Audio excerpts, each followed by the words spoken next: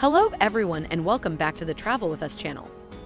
Today, we will be discussing the top 15 tourist destinations to visit in the city of Dresden, Germany.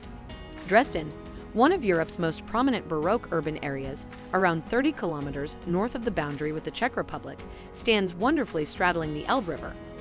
It was the seat of the Saxon rulers who pampered their consideration on its riverside castles and taking off temples, and left the city with their immense assortments of workmanship and artifacts. This place is known for its rich fortunes and pleased its legacy. Current history has not been benevolent to the city. Dresden experienced the twofold blow of practically complete obliteration in World War II, trailed by 4 to 5 years of postbellum disregard under the Soviet system. Now, before we continue, don't forget to subscribe to the channel. Click that like button and grab a bell to get all the newest notifications about our future video.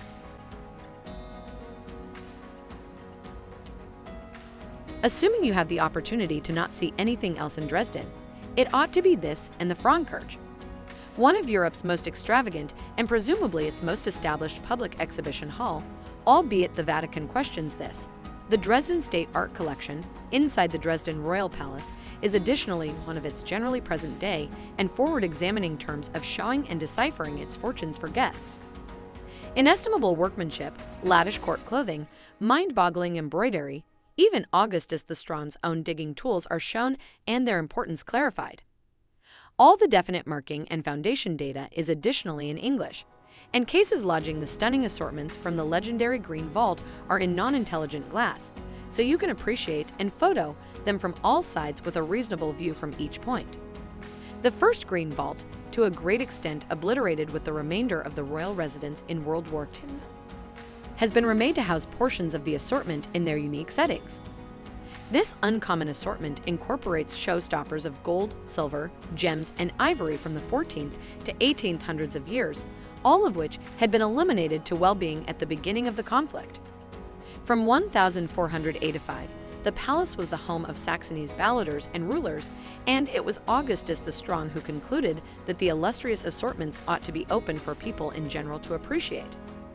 In 1723, he started to transform the previously private fortune chambers into a public gallery. Notwithstanding the fortunes of the Green Vault, the Turkish chamber, set up in 1614, houses one of the world's biggest assortments of relics from the Ottoman Empire. Different assortments incorporate the numismatic cabinet of awards and seals, the Dresden armory of weapons and shield, and the print cabinet, containing realistic workmanship, drawings, watercolors, and pastels by European craftsmen from the 15th century forward.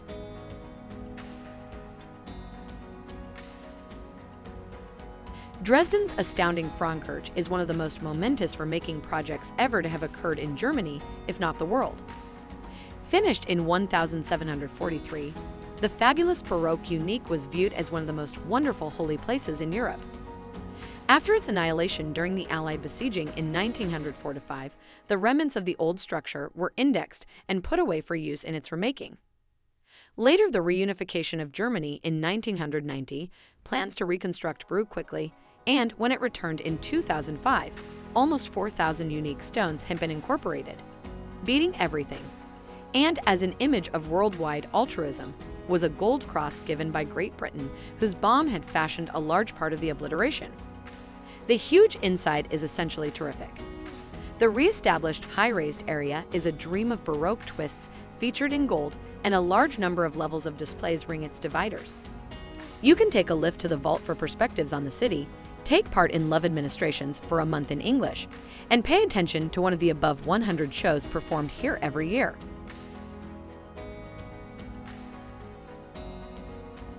Toward one side of Bruhl's Terrace, we flew in for a brief glance at the internal patio of the Albertinum, an advanced craftsmanship historical center that was worked during the 1880s. The gallery covers workmanship from the Romantic time of the 1800s to the current day, and is particularly known for the model lobby, which incorporates The Thinker by August Rodin. The assortment of new masters incorporates notable names like Monet, Gauguin, and Van Gogh, and numerous German painters in the Romantic, Impressionist, and Expressionist styles.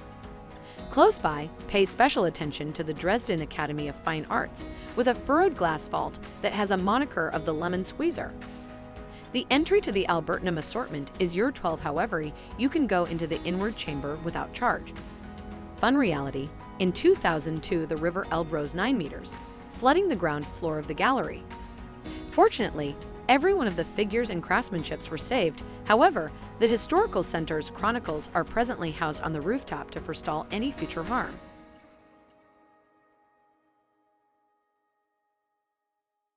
The west side of Dresden's Theaterplatz, one of Germany's best open squares, is overwhelmed by the eminent Semperoper, the city's show house, worked in the style of the Italian High Renaissance.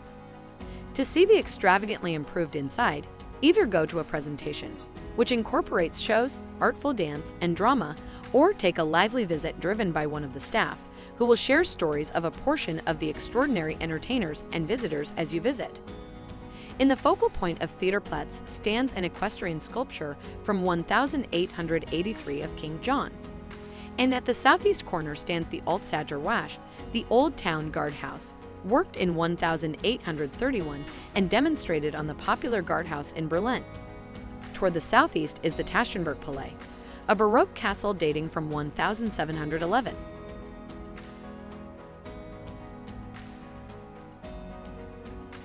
The Catholic Hofkirche was worked by Saxon ruler Augustus III in the 18th century as a stabilizer for the Protestant Frauenkirche.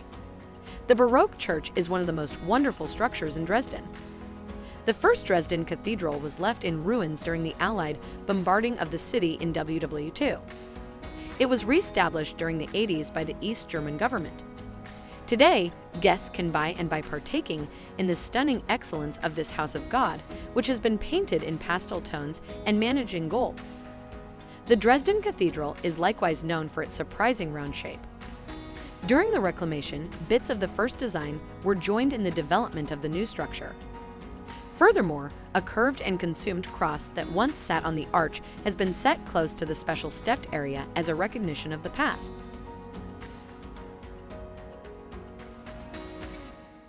The beautiful Great Garden, Grosser Garten, was spread out in the French Baroque style starting in 1676 and was available to the general population beginning around 1814.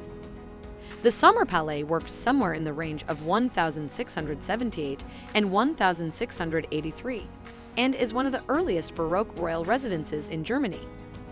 Likewise, in the recreation area are the Dresden Zoo and the Dresden Botanical Garden, where in excess of 10,000 species are organized geologically for a world visit through vegetation. The Dresden Zoo, one of Germany's most established, is home to more than 1,500 creatures, addressing every one of the mainlands. Through enormous glass boards, you can watch Humboldt penguins swim, and both the ring-followed Lemur Island and the Tundra Aviary are guest open. In excess of 450 plants and trees keep the Africa House, resembling a permanent place to stay for the elephants.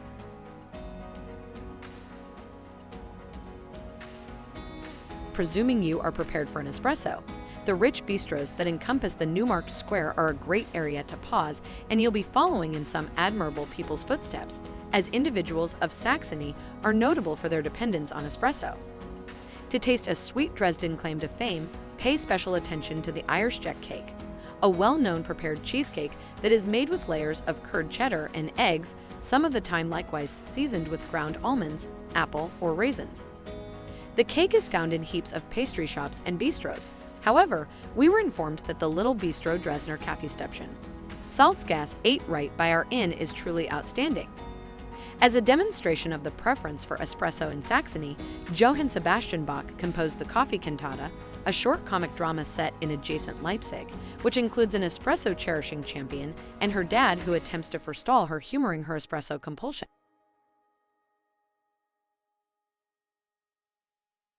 No excursion to Dresden is finished without a walk around Bruhl's Terrace or Bruhl's Terrace, otherwise called Overhang of Europe. Approached from the Schlossplatz by an expansive trip of steps, this region on the site of the old city defenses was spread out in 1738 as a private nursery and opened to the general population in 1814. The formed gatherings on the flight of stairs address morning, early afternoon, evening, and night, and the Dolphin Fountain is the main part left of the first nursery. Lining some portion of this promenade is the College of Art, which opened in 1894. The Moritz Monument, the most seasoned one due in Dresden, was raised in 1553. Beneath, the Terrasse on the banks of the Elbe is the primary arrival stage for voyage boats. Before we continue with the video, a quick reminder to click that like button and subscribe to the channel if you like our content and haven't done it already.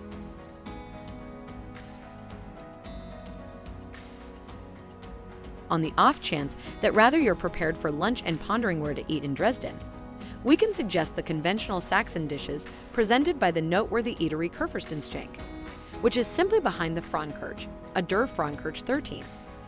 We ate there when we were in Dresden on their radiant outside porch, watching the world pass by in the Neumarkt Square. For colder months, they likewise have a comfortable inside with a climatic bar on the ground floor and a customary lounge area on the upper floors. You can look over a menu that is loaded with Saxon strengths, for example, stream roost, broiled venison, or generous stews with dumplings, joined by nearby wines from the Elbe Valley.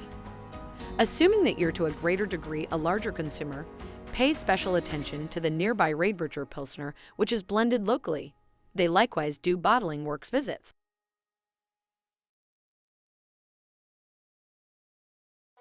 During the 1720s, Augustus the Strong arranged a couple of Baroque summer castles that worked adjacent to the Elbe, where he could engage at ensemble parties and where challenges. Beautified in the then famous Chaunisserie style, they face each other across a nursery. Pillnitz later turned into the imperial family's late spring home, and in 1820 the neoclassical New Palace was assembled, framing the third side of the pleasure garden. During this time, the nurseries developed and extended across the bequest, each new expansion mirroring the preferences and styles of its time until they extended across a significant part of the 77 section of the land park. Aside from the magnificence of their plan, their appeal lies in the way the Baroque, neoclassical, and English scene styles combine amicably. Meander through them to observe support gardens, lush scenes, an English pavilion reflected in a lily lake, a Chinese nursery, a tropical palm house, and the nursery's valued belonging, one of Europe's most seasoned camellia trees, presently right around 30 meters tall.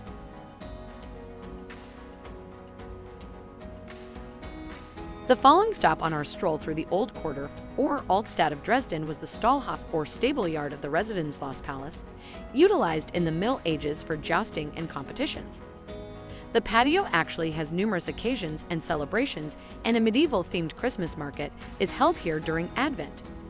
It's an excellent piece of the castle to stroll through, in spite of the fact that what we see today is a rich remaking of the first that was obliterated during the bombardment of 1945.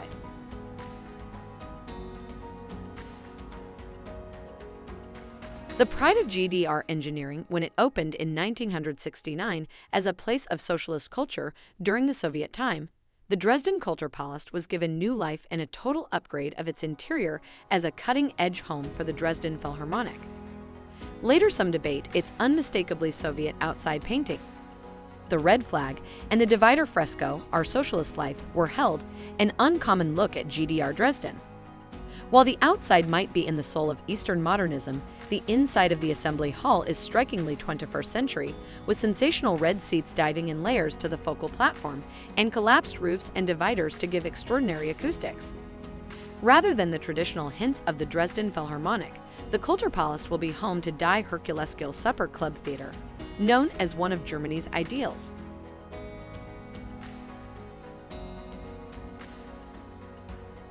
A feature of current workmanship, Kunstpassage is a brilliant and creative area situated in Dresden's understudy locale in Neustadt. The entry comprises a few patios where guests can walk around eccentrically painted structures. One of the most renowned is known as the Patio of Elements. This dazzling blue canvas flaunts an astonishing component, singing channel pipes. At the point when the downpour falls, the intricate drain framework on this radiant blue structure plays music. There is one more yard that is decorated with vivacious creatures, including monkeys. Kunstpassage is likewise known for its refined store shops and little bistros.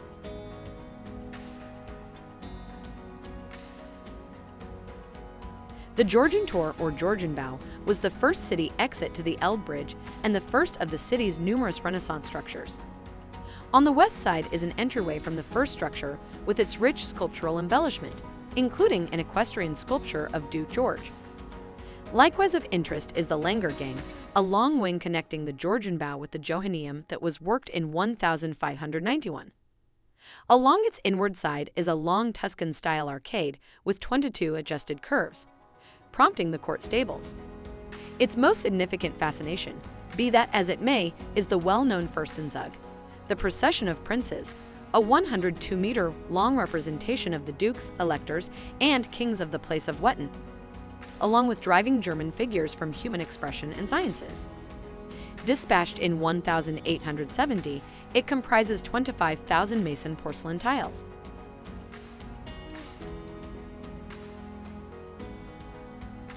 The Green Vault, Grun's Jewel, houses what is viewed as perhaps the biggest assortment of fortunes in Europe. Situated in the Dresden castle, it contains in excess of 4,000 things. Guests to this elaborate palace will observe great masterpieces, including gold dolls and surprising pieces, for example, overlaid flagons produced using ostrich eggs. It is additionally an exhibit for a stunning assortment of pearls and gems, including the 41-carat Dresden green diamond. This almost impeccable apple green jewel is the biggest green precious stone on the planet.